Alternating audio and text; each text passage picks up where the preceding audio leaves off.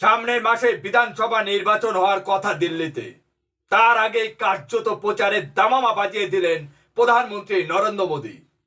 দিল্লির ভোট প্রচারে গিয়ে তিনি কি বললেন তা দেখে নিন।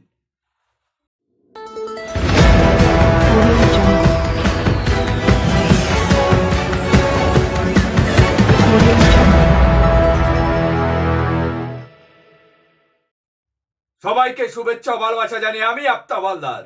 আজ শুরু করছি দেশের খবর। প্রধানমন্ত্রী নরেন্দ্র মোদী কার্যত কল্পতরু ভূমিকায় ছিলেন দিল্লির ভোটের আগে। শুক্রবার দিল্লির জুব্বি ঝুবড়ি বস্তিবাসীদের জন্য উপহার দিলেন নতুন ফ্ল্যাট। সেই সঙ্গে নিশানা করলেন দিল্লির প্রাক্তন মুখ্যমন্ত্রী তথা আপ সুপ্রিমোকে। অরবিন্দ কেজরিওয়ালের বিলাসবহুল বাংলো নিয়ে কটাক্ষ শোনা গেল প্রধানমন্ত্রীর কণ্ঠে। তিনি বললেন, দেশবাসী ভালোভাবেই জানেন মোদী কখনোই নিজের জন্য একটি বাড়ি তৈরি করেনি, উল্টে দেশের গরিব মানুষের জন্য 4 কোটি বাড়ি তৈরি করে দিয়েছে। অথচ আমি চাইলে রাজস্থানের মতো একটি শীষমহল প্রাসাদ বানিয়ে নিতে পারতাম। আপ সুপ্রিমোকে আপদ ও বেঈমান বলে কটাক্ষ করেন প্রধানমন্ত্রী মোদীজি।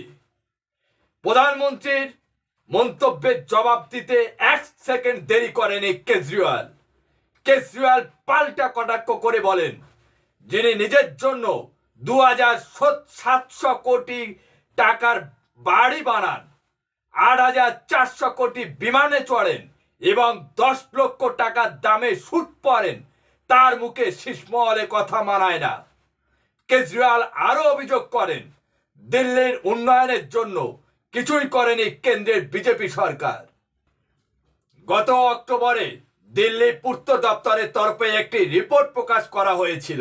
সেখানে প্রাক্তন মুখ্যমন্ত্রীর বাংলোর কোটি কোটি টাকার আসবাব এবং দামি দামি গ্যাজেটের কথা উঠে আসে।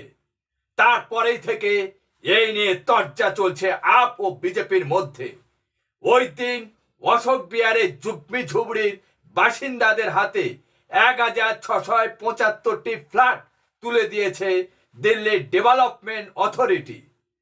প্রতিটি ফ্ল্যাটের জন্য খরচ হয়েছে 25 লক্ষ টাকা। সেই অনুষ্ঠানে হাজির হয়ে ওই দিন দিল্লির বাসীর জন্য 4500 কোটি টাকার প্রকল্প ঘোষণা করেন প্রধানমন্ত্রী। উদ্বোধন অনুষ্ঠানে কেজরিওয়ালকে নিয়ে একের পর এক কটাক্ষ করেন।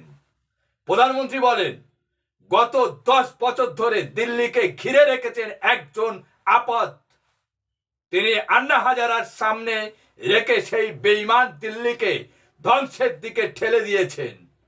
দিল্লির শিশুদের শিক্ষার জন্য কিছুই করেনি, কেন্দ্রের পাঠানো টাকাও খরচ করেনি বলে কেজরিওয়ালের উদ্দেশ্য করে প্রধানমন্ত্রী কটাক্ষ করেছেন। আজ এখানে শেষ করছি। সবাই ভালো থাকবেন, সুস্থ থাকবেন। Tata, bye bye.